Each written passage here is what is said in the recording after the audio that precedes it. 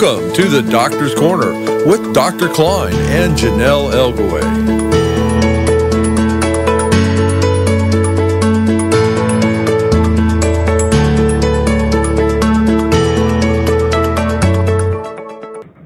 Good evening and welcome to the Doctor's Corner on Call 360 Network. I'm Janelle Elgaway and we are here with Dr. Kline. Welcome, Dr. Kline. Good evening. If anyone would like to call in with a question this evening, you can do so at 415-915-2291. You can also listen to tonight's show either at www.callnation.com or you can listen and chat live with our audience on YouTube channel Conspiracies Against Wellness livestream. Starting next week, the Doctor's Corner will have its own YouTube channel, which you will be able to find by typing in the search area, the Doctor's Corner. I will remind everyone again next week and provide the direct link on Cause social media. So, Dr. Kline, I know we're both from North Carolina, and we just dealt with Hurricane Florence. Did you have any flooding or any issues? How are you guys doing? It was miraculous. Raleigh was just in the middle of a safety zone. We got about 7 inches of rain over 3 days. Where I was reading the statistics today, Elizabeth City got 33 inches. And you guys along Carolina Beach, 27, 28 inches. That's hard to imagine that much rainfall. A bad storm that we get during the summer would be maybe 1.5, 2 inches. So that's why everybody is still underwater. All the low country, it's called the low country for a reason. It's low. And the reason it has rich soil is, guess what? It floods every once in a while. Sadly, if you live in there, it's not helping out. But the original reason for Mother Nature was to replenish the fields. Yeah. Something that's been very new is we haven't had really a high or a low tide. It's just been high. I think it's because of all the water coming in from Cape Fear River out. So the last probably 2 or 3 days, we're starting to have tides again. So I hope everybody out there is safe and hopefully they didn't have a lot of flooding and we're okay during the storm. So we haven't had a show in a while. What's been going on within the last month in the Doctor's Corner in your part of the world that you'd like to share? Well, the government is meeting. President Trump wanted all the agencies to get together and solve the problem. Congress is passing a 600-page opioid bill, which has been done many, many times before over the past 50 years. I haven't seen any reporting on it. There may be some good things, especially about pharmacies and stuff. So we'll have to await the details, and the Senate is due to vote on it. So both of those things look like they may be positive. That's awesome. We could use that. So what topics did you want to cover tonight? Well, I wanted to talk about regulations. Nobody likes regulations. Oh, let's get rid of the regulations. The Russians had no regulations on building nuclear power plants. And that's why Chernobyl blew up and caught fire. The area around Chernobyl will remain radioactive for the next 1,000 years. We have regulations in this country on how to build bridges. Every time you drive over a bridge, you could feel like it's not going to collapse on you. So regulations are important. So who regulates drugs? In 1915 or thereabouts, the government said, there are so many poisonous things being sold in stores. People could sell anything they wanted, any kind of concoction. Congress said, we're going to start a new agency called the Pure Food and Drug Act, or the FDA, to regulate medicines. Mm-hmm. Later on, they began to regulate all medicines. So the bottle of aspirin in your store, or your prescription antibiotic, or your prescription pain medicine are all regulated by law through the FDA. Now, when the FDA passes a regulation, just like when the Energy Commission passes a regulation for nuclear power plants, it has the same power as law because it's created from a law. Go ahead. So, if the FDA does that, why are we listening to CDC rules right now? Oh, my. Aren't we jumping ahead? Sorry about that. My apologies. So, Congress sets up federal agencies, and they say, here's what you're going to do. You're going to do this, and here's a list of things you're going to do. It's called the mission statement. You can look up these. You put in FDA mission statement, CDC mission statement, Department of Energy mission statement. Everybody's got a mission. So the mission of the FDA is to approve and regulate all drugs, especially prescription drugs. If I, in my basement, come up with this new wonder drug, I take it to the FDA. They submit it to a panel of very sophisticated scientists, and they decide to approve or not approve the drug. And then they write guidelines. These are the official guidelines, the legal guidelines, and they call them package inserts. Now, it used to be when you got a bottle of medicine, you'd open it up and have this huge piece of Bible paper, that was folded up inside. Of course, nobody ever read it. But that's the official blurb on each medicine. Now, anybody can find those. You can go to FDA and look up drugs, and you will get a copy of the package insert. FDA calls this labeling. That's their process called labeling. Really what it is generating uses, no uses, side effects, dangers, dose ranges, blah, blah, blah. So FDA makes the regulation for the use of prescription drugs. There are no other agencies in the federal government that are mandated and have regulatory authority or rule-making authority over prescription drugs. Mm-hmm. So the question is, can other agencies write regulations about drugs? They really shouldn't unless they go to the FDA first. If I wanted to write a new regulation about our power plant that's about 10 miles north of here in Raleigh, I would have to go to the Department of Energy. I can't just write these things on my own. Now, more importantly, when you write a federal law or its regulation, the states cannot overrule that law. If a state doesn't like a federal law, it goes and changes it. Fortunately, our folks that wrote the Constitution, about 20 people, said that this is pretty important because if the federal government's going to make laws and then the states can just change them, we're going to have chaos. Right. In California, Governor Brown has written a state law about net neutrality on the web. I don't even understand it, but he wrote it, and the federal government is now suing him or suing the state of California, saying they have tried to nullify a federal law. So we'll see how that turns out. If a state tries to change the FDA package insert, they are trying to nullify a federal law. They can't do that, even though they have done that. Now, there's another neat book that we used to get free, all us doctors, called the PDR, which is called the Prescription Drug Reference, PDR, yeah, Prescription Drug Reference Book. All it is a huge book full of package inserts. So when you thumb through there and you read a drug, you are reading the mantra from the FDA. Okay. So today I was looking up Hysingla, which is a long-acting hydrocodone in the family of Vicodin, right? It's a long-acting Vicodin. And lo and behold, guess what it said in there? There is no maximum dose for hydrocodone. Bam. Meaning what? Like, who's saying that there's maximum dose? That's the FDA. Well, the FDA said there is no maximum dose. Now, we shift over to this letter that a colleague of mine got from the U.S. Department of Labor.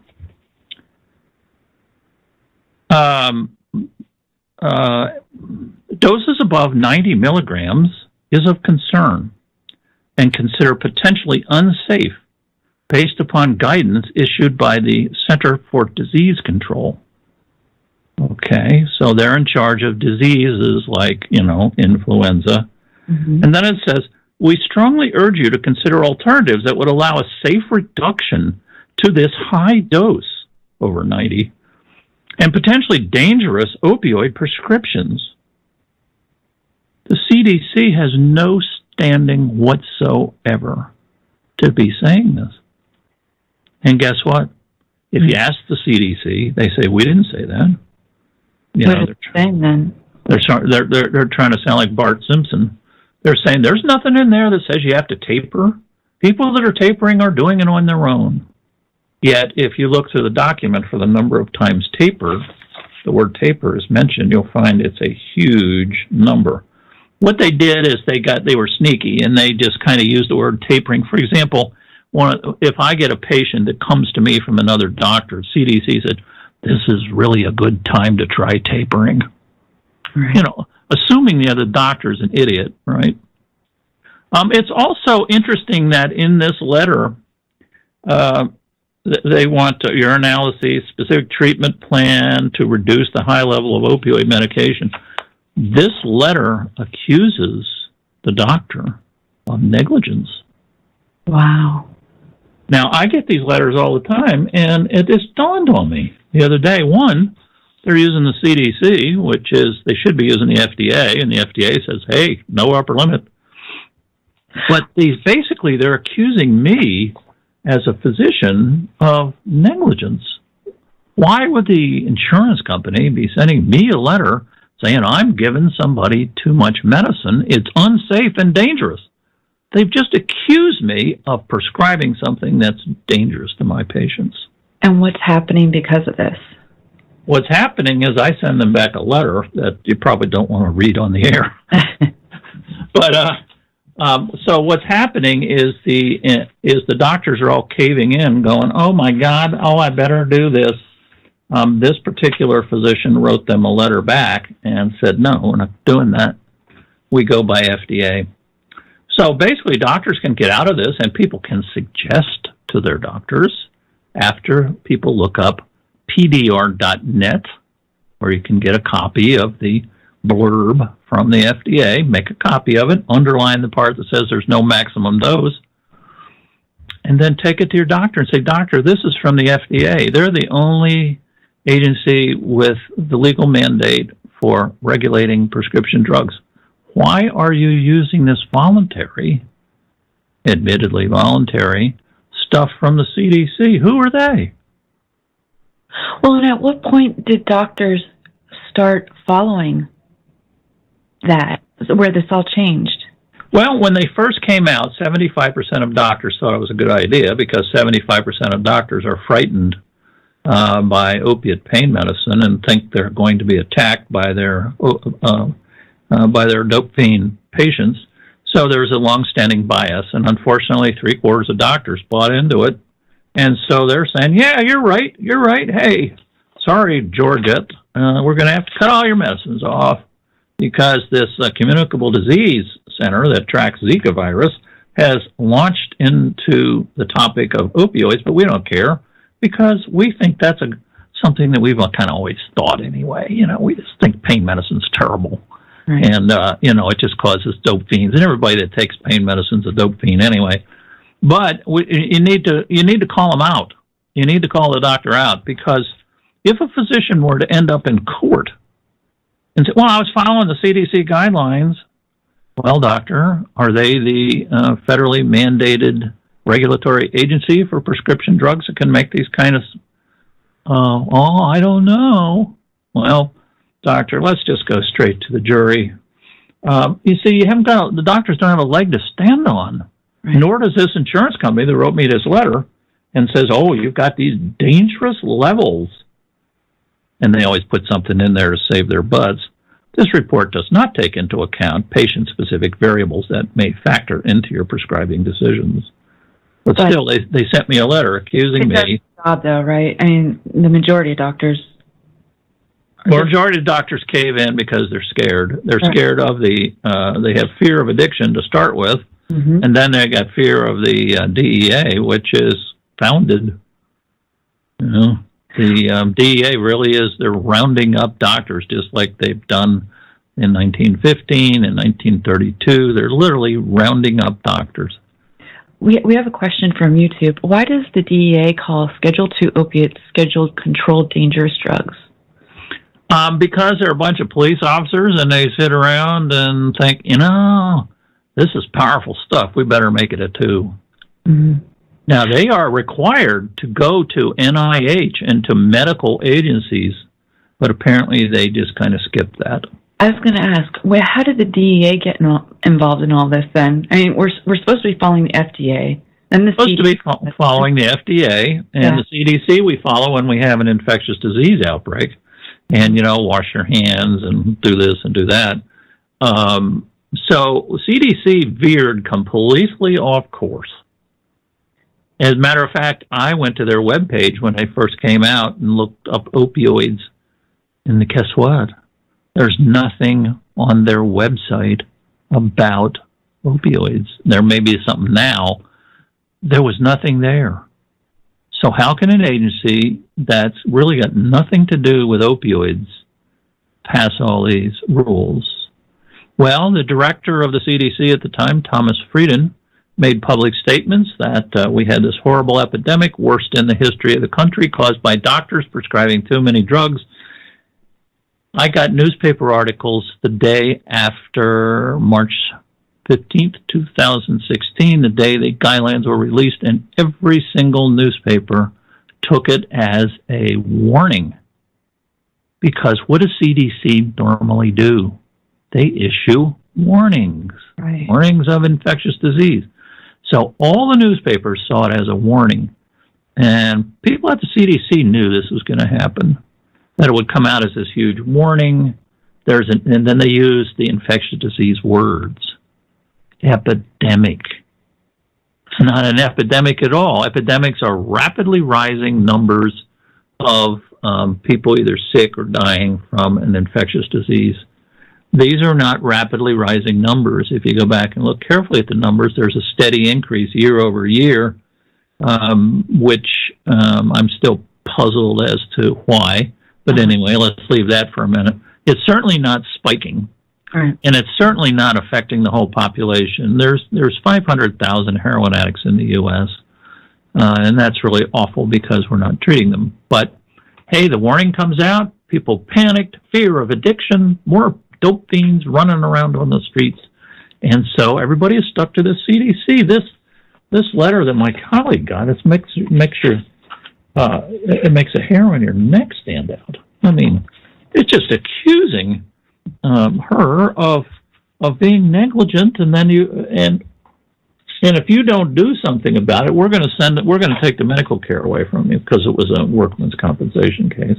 Now, are all doctors receiving this letter? Yes, all doctors are receiving letters from the benefit managers.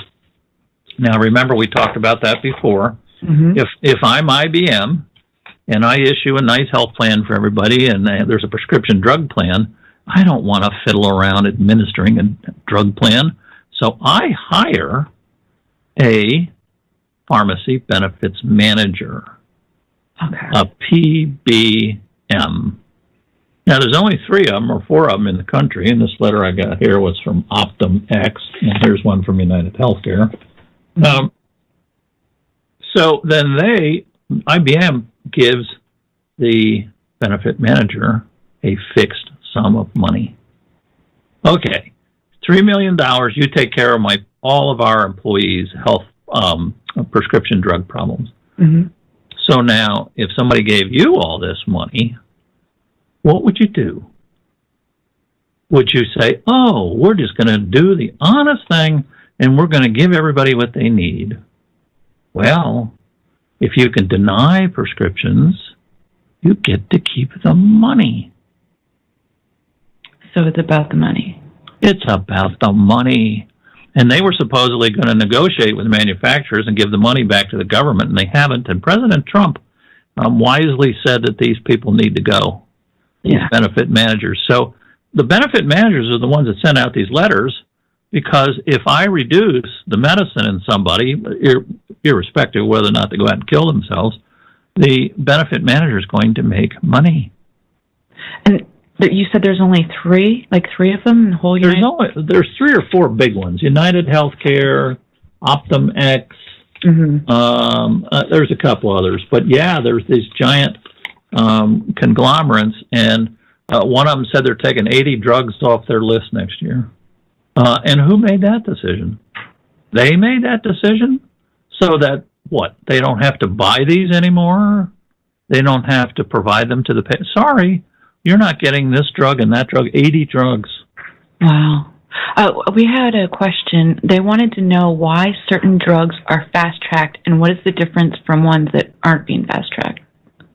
Fast-tracking drugs is a dangerous process. We've fast-tracked drugs in the past and it ended up a disaster.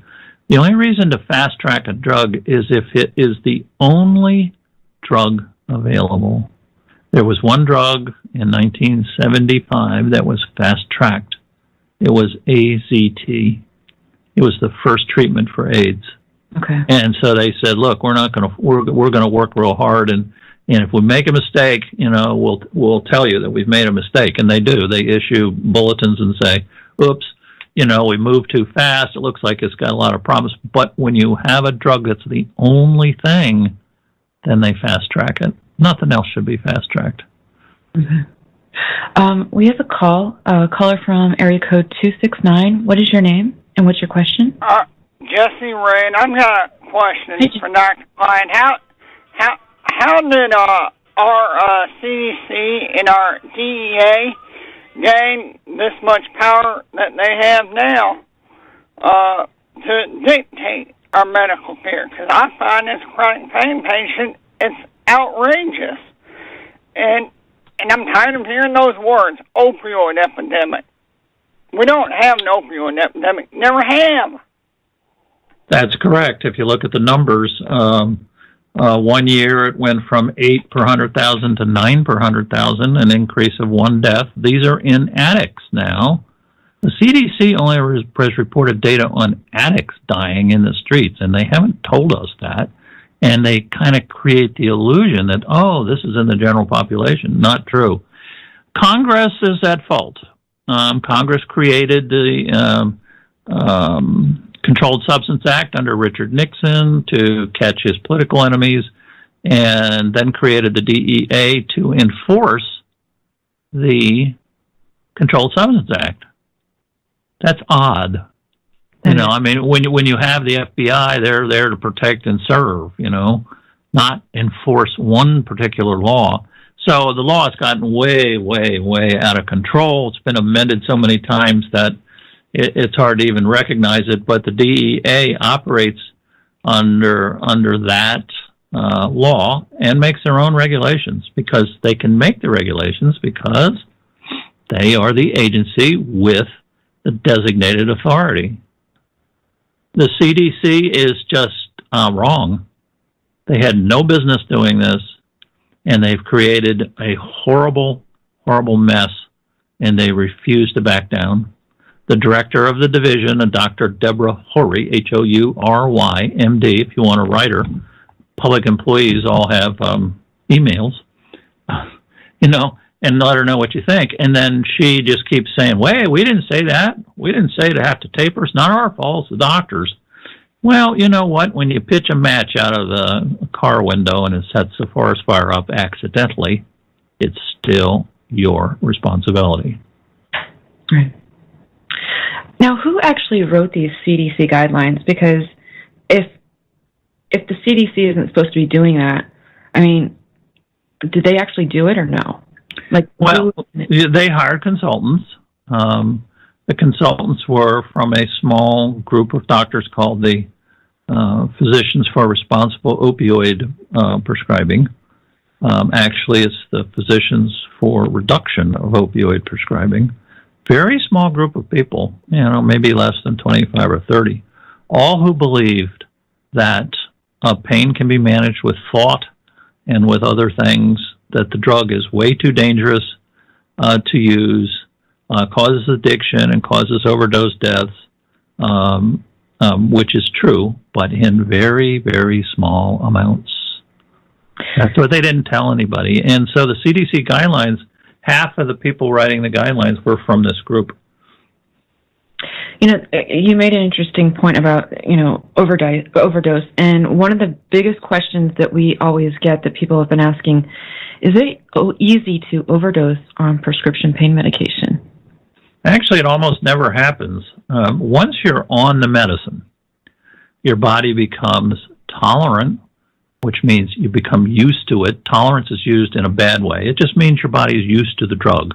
Right. And so with opiates, it's wonderful because all the side effects go away. You don't know you're taking it. Nobody else knows you're taking it, but it's relieving your pain. So if it's difficult to achieve overdose on pain medication... It is. And I've just been currently researching that, and it's actually information that's hard to get. What I'm looking for is people who tried to commit suicide with pills. And it turns out only 2% succeed. Really? So that means that 98% of people are trying to kill themselves with pills and it's not working. So the fear of overdose is true to an extent, and it's in the FDA package insert. You got to be careful, but you need to be especially careful in the beginning when you're first taking them. In other words, it is possible to overdose on opiates if you've never had any, and it's getting into your bloodstream real fast. Is it worse with benzodiazepines? Yes. In the addiction community, it's worse. Why? Because they take too much. Okay. In the addiction community, they take whatever they want, but they are well aware of the fact that it's dangerous, and I think it enters into a lot of suicides in the addiction community, and we're talking about opiate addiction now, type 2 or type B addiction. And if somebody wants to kill themselves, then they know how to do it because they know it's dangerous. In other words, if a person wants to kill themselves and they know there's a gun upstairs, then they'll use it. So in the addiction community, if you've just had it and you just don't want your life to exist anymore, you know that taking a lot of benzos with your heroin and some alcohol will do the trick. So the fear of overdose is not based on science. It's based on fear of addiction. Handing out Narcan to people is a complete waste of money. Mm-hmm. I asked 5 veteran pain doctors who've been treating for decades how many of their patients overdosed, and the answer was none. I also have some 5 articles that I've just reviewed about about people dying with opioid-related deaths. Now that means somebody just has the stuff on board and they've died. They don't even find out whether or not it was a suicide. The overdose death rate in the general population is 0.2%. In the addicted population, the overdose rate is 2%. That's a 1,000-fold difference, or 100-fold. But anyway, there's a huge difference. So why is there this fear if this is not even real science? Like there's nothing even to back it up. Fear of addiction, phobia, is driving the policies, driving creation of laws, fear of addiction. Do you know during the 50s when people had fear of communism, mm-hmm. they passed all kinds of unconstitutional laws. Conspiracy, because you go to a meeting or something of communists now, you can be charged with a federal crime of conspiracy.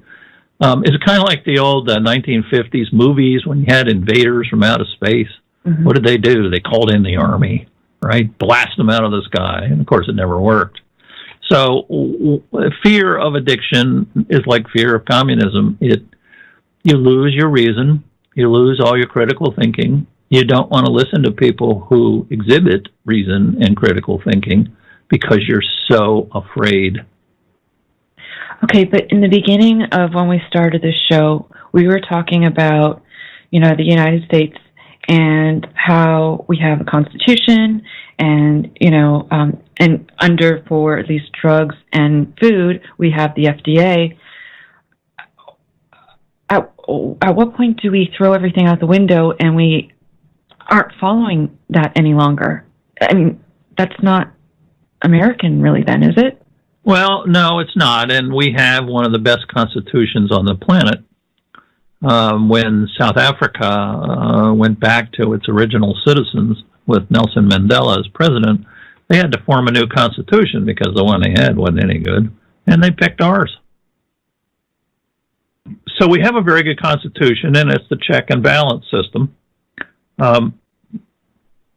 For example, there's some concerns about Supreme Court justices. If a bunch of Supreme Court justices make some dumb ruling, Congress can overrule that by passing a new law to get around the ruling. If a president gets out of hand, they can be impeached. If Congress gets out of hand, the president and the courts can intervene. So what we need now is the courts. The courts need to help straighten this out. What do courts to do? How will they do it? The courts could start off by issuing an injunction against the CDC saying, I'm sorry, you do not have standing to be making these recommendations, and then CDC can say, we didn't make any recommendations, and then the jury decides. You know, just because you said it's voluntary once in the CDC guidelines, 50 pages, the word voluntary is in there once, and it's very hard to find. So, you know, this is what juries are for. You know, what was your intent of CDC? What were you trying to do? Who are these people that you hired to be consultants? Was the American Academy of Pediatrics and the American Academy of Internal Medicine involved with this? No. So you're making recommendations about prescription drugs, and you didn't really have anybody on the panel who's a practicing doctor or representing a group of practicing doctors? No. Was anybody on the panel from the AMA? No. So what were you up to? Right. You know, and if a federal court judge says this is dangerous, which it is, then the federal court can issue an injunction and stop this. But you see, the fear of addiction is pervasive. Judges, lawyers, presidents, legislators, your next door neighbor, the pharmacist, the insurance company that's paying for your drugs. Everybody is so afraid.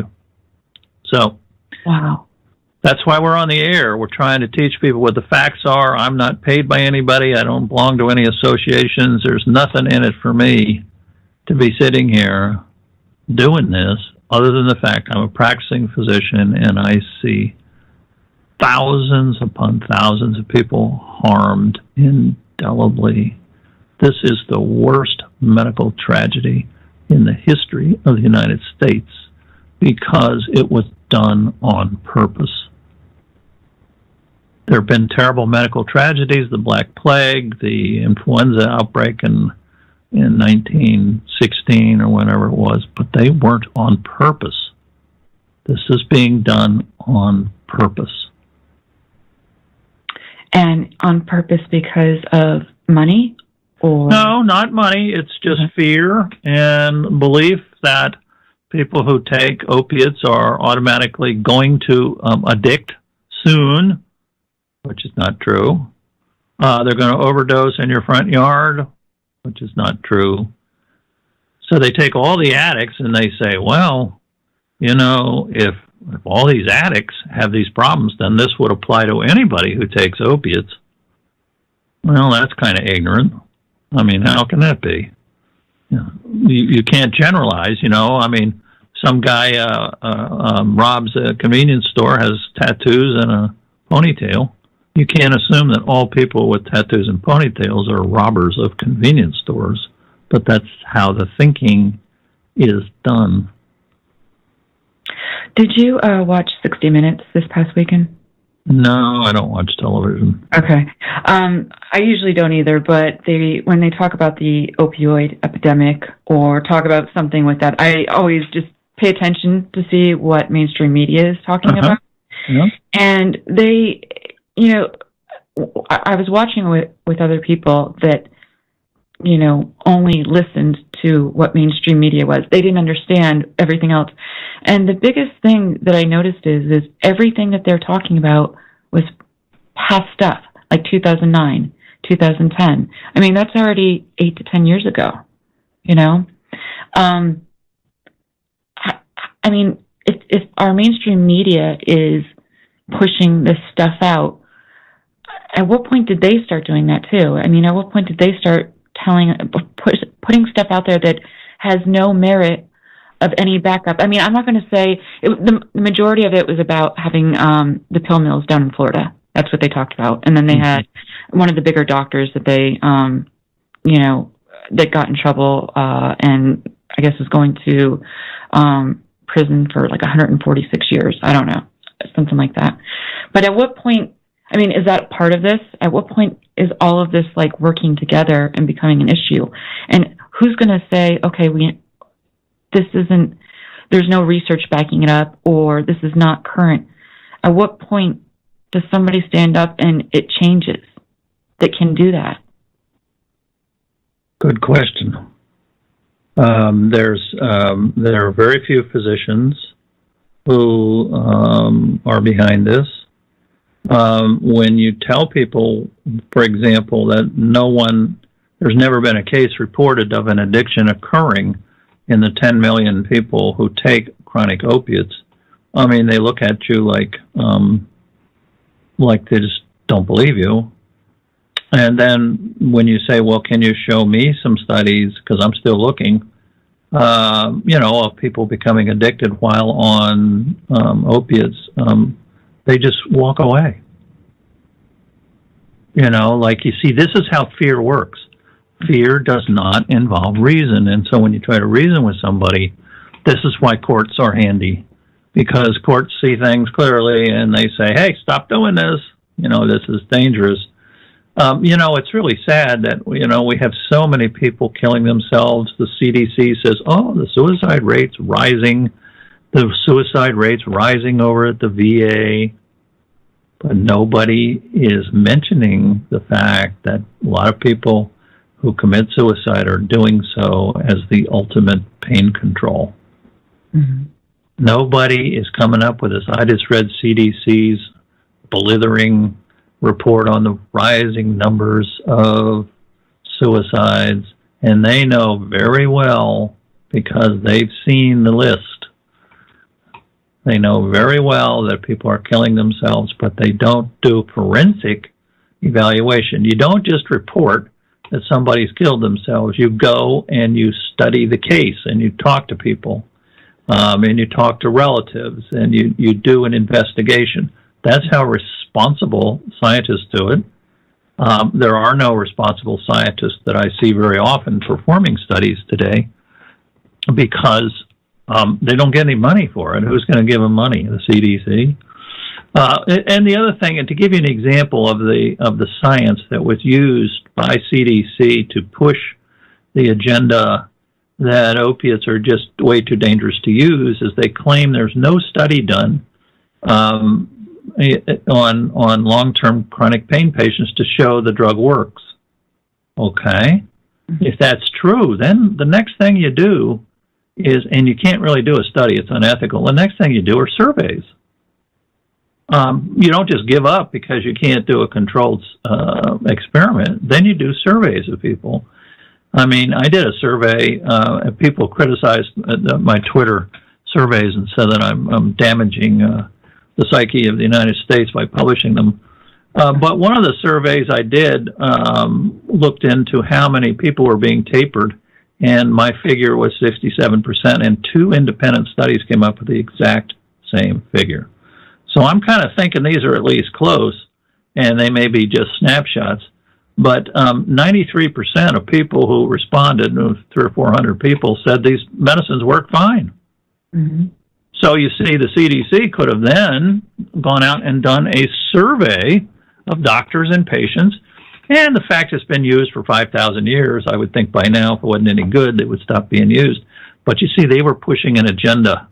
They were pushing an agenda led by people from PROP, the physicians who are responsible opioid prescribing, people in the CDC, and the director of the CDC. They all got together and they said, we're going to stop these opioids. And for what reason, I don't know, and I don't really care.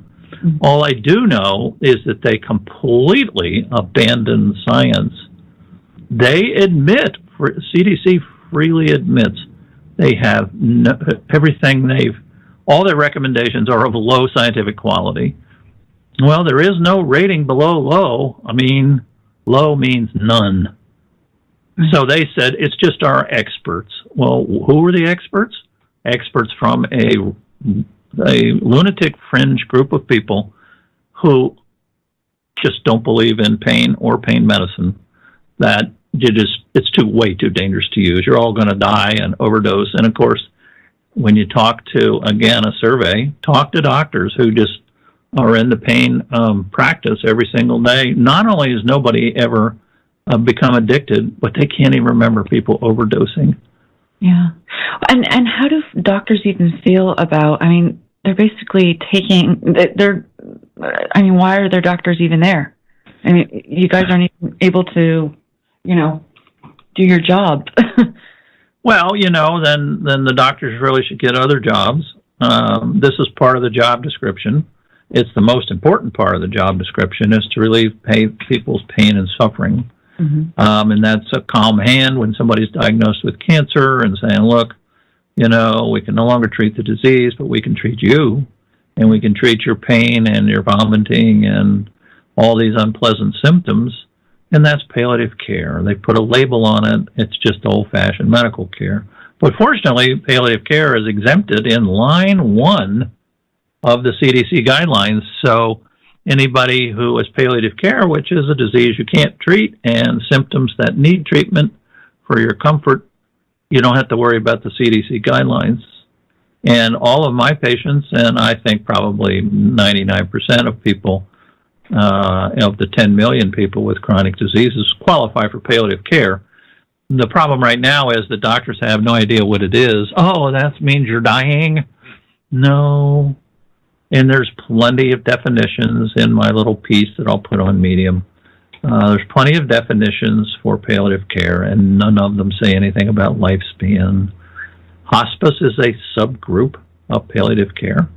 Yeah. I think a lot of doctors get confused with that. And if they are, why don't they check it out and see what it is? Fear of addiction and fear of the DEA. Instead of banding together, I'm sorry, I know people that were in the labor unions up in the mountains in Kentucky and Tennessee when they first organized. And the owners of the mines hired people with deer rifles to shoot and kill the laborers who wanted to organize. So that's what courage is. And doctors, as far as I can see, are showing zero courage. They could all get together and take care of this problem. People listen to groups of doctors, right? But they're afraid. And when you're afraid, you hunker down. And it's too bad. A lot of people have been afraid throughout the time. The French resistance, resistance in Norway that we learned about when we visited there. I mean, this is serious stuff. If you're caught, they just shoot you. And here, if you're caught, they just send you to prison for 20 years. There's a doctor in North Carolina that was sentenced under the Richard Nixon laws, where minimum mandatory sentencing is worse than it is for murderers. Doctors routinely get 20 years in prison. So when they're threatened with that, and they know that juries, who are also suffering from fear of addiction, find them guilty, they're looking at 20-year sentences, loss of their practice, loss of their lives. Over what? Over natural painkillers and fear of addiction. Doctors go to prison for 20 years. A guy here in North Carolina was freed by a federal court judge who said this was crazy and ridiculous and they had no right putting him in prison in the first place. But it took 5 years. He was locked up in a federal prison for 5 years. He did nothing wrong. He was a practicing physician. And he was exonerated. And he was exonerated, yeah. But at that point... At that point, what? His practice is gone. He's broke, Right. And everyone's going to think something about you anyway. Right, and then you come back tainted. You might as well just put an A around your neck. By the way, the story was not about branding. It was hung around her neck, the A. And A for addict. You know, you're just part of the addict problem. You doctors just hand out dope. And, of course, that was the problem back in 1915 when they started rounding up doctors for giving addicts dope because it caused them to become immoral. So here was this doctor handing out stuff to make them immoral. They were perfectly okay until this doctor gave them something to make them immoral, an opiate. So they stopped prescribing, you know, just like they're stopping now. No different. 100 years has gone by, and we're still doing the same thing. So the other thing we get asked a lot on questions is, okay, so they want to take away pain medication. Is there anything to replace that, actually, that works? The only other pain medicine we have is Tylenol. Right. There's only two painkillers, Tylenol and opiates. All the rest are anti-inflammatory agents, which can assist with pain if the pain is caused by inflammation, but they're weak. You know, and Tylenol is weak, and plus Tylenol is dangerous, far more dangerous than opiates because of the damage to your kidneys that can occur. And you take a little too much of that, and you do die. Right, right. So they want to take this away, and then there's nothing to replace this for people that have major, major problems, you know, where they have no quality of life, or, you know, their life, they end up dying because of, you know, issues. So what do they expect to happen here? Doesn't matter. Fear of addiction. We won't have any more dope fiends. They'll all be dead. And we don't have to worry about the immorality of drugs. And, of course, it's ironic because we only hear about opiates, and opiates cause the least crime. And the drugs that really are very serious are amphetamines and cocaine because they change your personality, and alcohol. Change your personality. Everybody knows alcohol changes your personality, right? People start beating up their wives, and, you know, people do go crazy on cocaine and amphetamines. And these are really dangerous drugs. And when's the last time you read an article about the manufacture of methamphetamine? It's been a long time. Those are the dangerous drugs, you know. Those are the ones they need to go after. People that take opiates, including heroin addicts, are sleepy all the time, doped up, right? Doped up, asleep. We have a question. They're asking, why are they saying tramadol is the new killer addiction? Tramadol is a drug I've never used. It's a funny kind of drug. It's not really a regular type opiate. As a matter of fact, there was a famous study published out of Minnesota VA there, Erin Krebs, Krebs. She does a study for a whole year, and in one group they take Tylenol and hot packs, and the other group they take low-dose opiates, and they found there was no difference. Well, guess what? She used tramadol, which is a narcotic, in the Tylenol group because it's not an opioid, right? Oh, is that trying to pull the wool over people's eyes? So she had two groups, basically, of narcotics comparing one another, and they came out the same. So tramadol is a drug I don't use, and so I don't really want to comment too much on things I don't know about. I know it's different, and there's a lot of side effects. And David Jurek up in Canada, anesthesiologist who wrote the Canadian guidelines, he and three other people, based on the CDC guidelines, and Dr. Jurek is another prop member. So anyway, he does have a stance against tramadol and feels that it probably shouldn't be used. It's got too many other funny problems. I think he's right. Now, why are they starting to point fingers at benzos as well as gabapentin, Lyrica, what else is going on?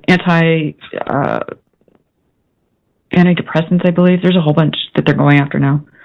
Well, there's a warning on the FDA, you know, the official package insert. If you're going to give these narcotics, be careful when you give any other medicine that has sedative properties. Okay. That would be antihistamines, muscle relaxants, sleep medicines, tranquilizers, anything else that causes sedation, because narcotics cause you to sleep. That's what narcosis is. Narcosis means to sleep. So the narcotics make you sleepy in the beginning if you take too much, and these other drugs can have additive effects, so be careful. Well, this is like all the warnings on every drug that we prescribe. There are no drugs I know of that I prescribe that haven't got some FDA warning. Be careful. I mean, that's their job, right? Be careful. Don't give these two together, and it's real helpful. And it goes into these little computer programs we have for drug interactions. We just plug in the name of the drug, and it pops up and says, "Okay, don't give this," because you're going to change the blood level of the other one. Well, these are the same kind of warnings. In other words, go slowly, add the Valium slowly or whatever, and if there's no sedation, you're fine. So more fear of addiction, more reporting of overdose deaths in the addiction community from CDC, not from the normal community, which basically has no or little overdoses of any kind. There's lots of people taking both drugs. So basically doctors are being real careful in spite of what everybody says that we don't know what we're doing. We do.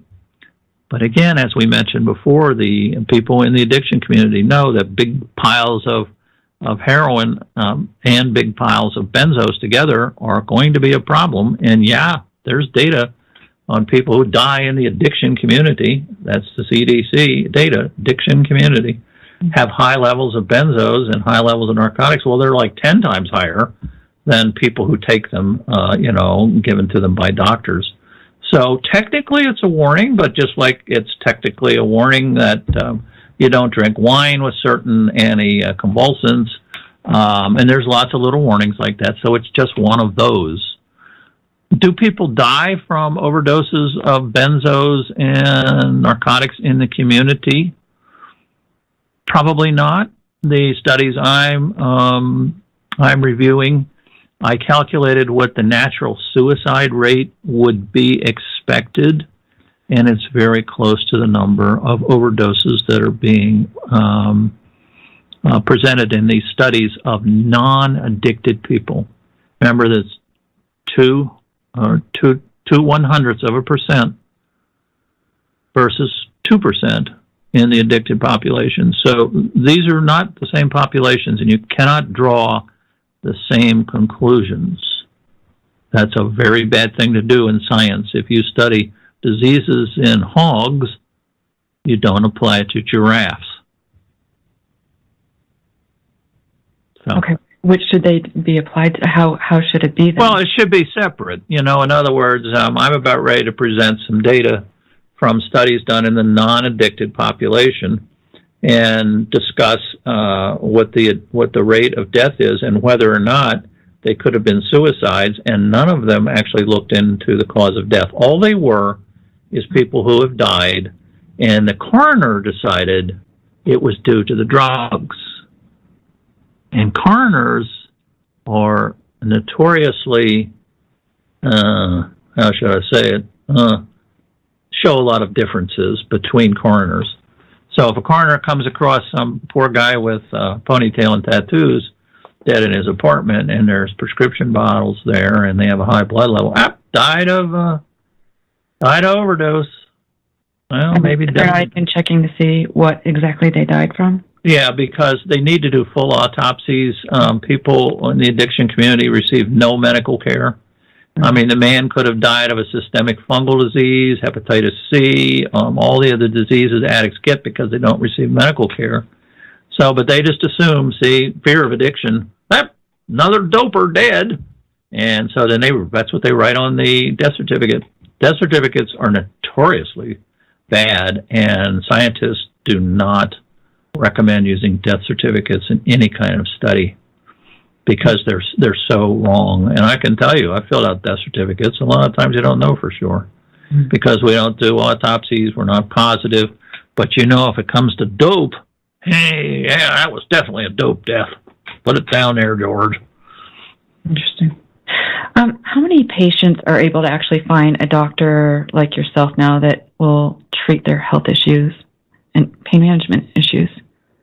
There's only the surveys that have been done, mine and two others, that 75% of people are undergoing reductions. Therefore, there's only 25% of doctors left.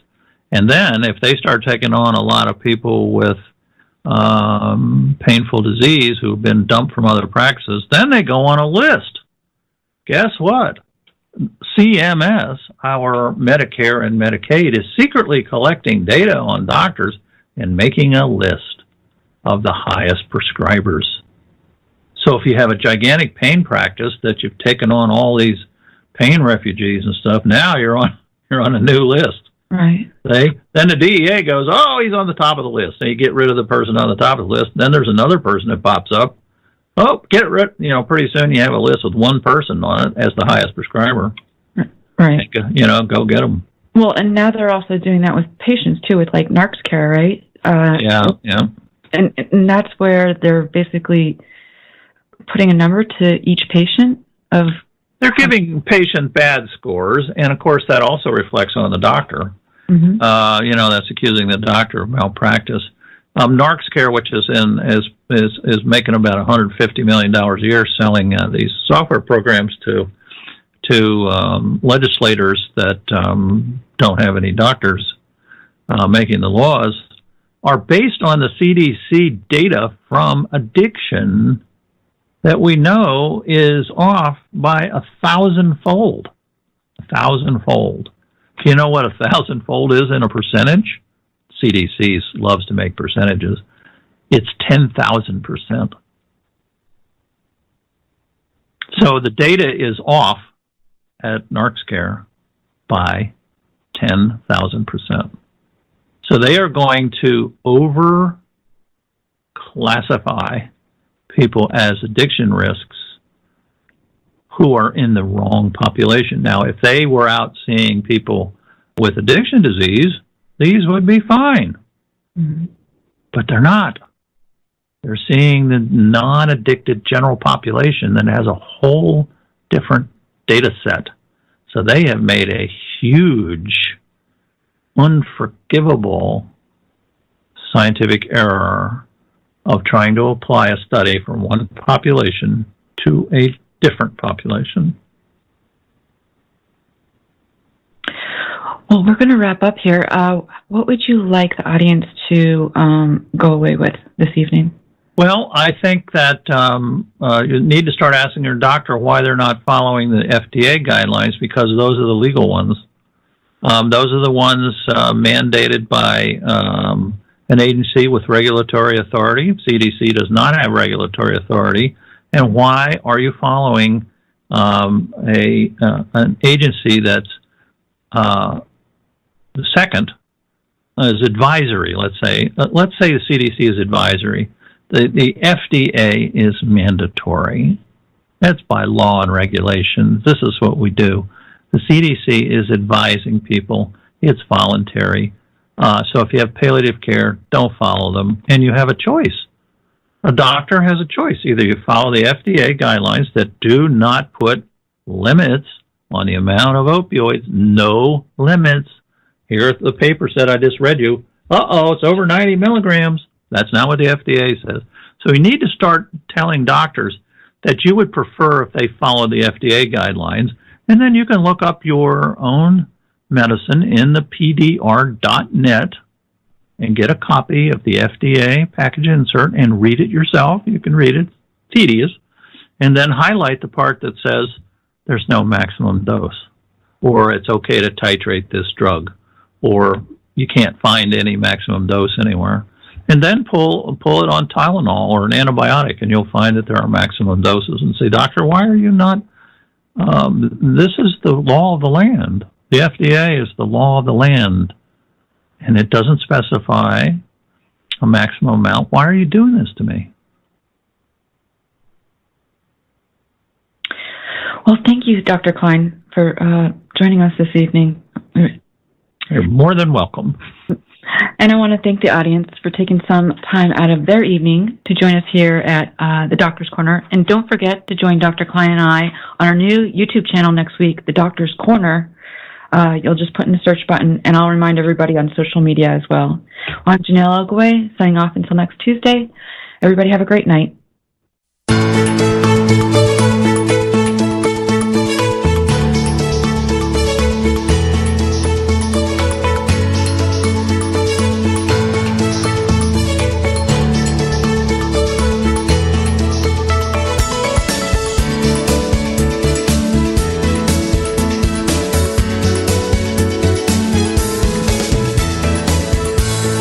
This has been The Doctor's Corner with Dr. Kline and Janelle Elgaway. Copyright 2018. All rights reserved.